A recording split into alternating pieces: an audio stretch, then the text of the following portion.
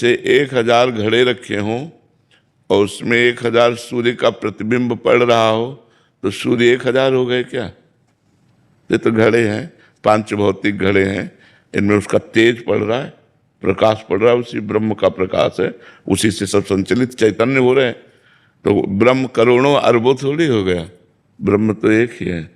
उसी के बिजली एक है ना, पूरे भारत में फैली हुई है, गांव गांव में फैली हुई है, और उसका प्रभाव अलग अलग है।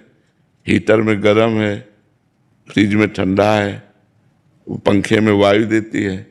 जो बिजली यहाँ चल रही है दिल्ली में चल रही है, बम्बई में चल रही है, कलकत्ता में चल रही है, बिजली तो एक ही है ना। आप बिजली दो तो नहीं कह सकते ना, समझ रहे हो ना। अब चूंकि ये प्राकृतिक वस्तु है, ये पर ब्रह्म से उदाहरण नहीं बनता, ये प्राकृतिक वस्तु है और वो चिदानंद है परमात्मा, तो उदाहरण बनता नहीं। लेकिन समझाने के लिए ऐसे ही परमात्मा एक है, वो अनेक रूपों में भास रहा है। भासना माने है नहीं, पर दिखाई दे रहा है। जैसे एक कांच का मंदिर हो और अलग अलग कांच हो, कांच का अलग अलग प्रभाव नहीं होता। कोई सेम टू सेम चेहरा दिखाई देगा और किसी में भयावना दिखाई देगा, किसी में लुभावना दिखाई देगा, किसी में टेढ़ा दिखाई देगा। लेकिन एक आप खड़े हो तो आपके कितने रूप हो जाएंगे।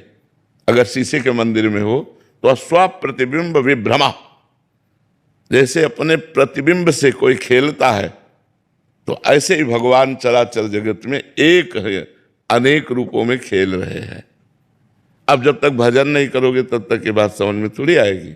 वो परमात्मा एक है, अनेक रूपों में भास रहा है। भासना माने होता नहीं है, लेकिन वो दिखाई दे रहा है। जैसे सूर्य एक है, 1 अरब घड़े रख दिए जाएं तो 1 अरब सूर्य दिखाई देंगे घड़ों में, लेकिन घड़ों के फूटने से सूर्य में कोई फर्क नहीं पड़ेगा, क्योंकि सूर्य एक है, वो अनेक नहीं है।